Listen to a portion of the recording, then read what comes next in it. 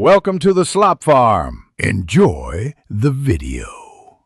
You start by inspecting the damaged flute thread so you know what to fix and why. Use a magnifier and a bright light to find stripped spirals or debris. Once identified, clean the tenon and socket with a lint-free cloth and a little rubbing alcohol, then dry thoroughly. If there are burrs, lightly file them. If the thread is worn, prepare 320 grit sandpaper and thin shims or a micro wood plug. Now you're ready to choose between repair methods. You'll decide based on depth.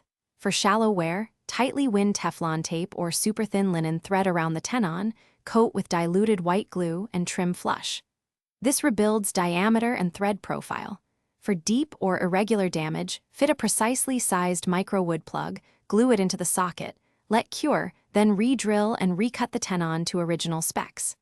Make sure to keep everything concentric. Using a drill press or lathe prevents wobble and ensures a snug, even fit.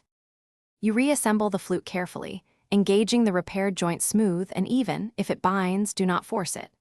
Once seated, check head alignment and play test to verify response and intonation, listening for air leaks or rattles.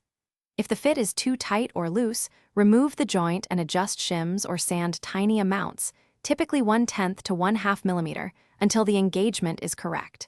If problems persist, the key troubleshooting tip is to inspect for uneven glue buildup or missed burrs. Thanks for watching. Consider subscribing if we helped you today.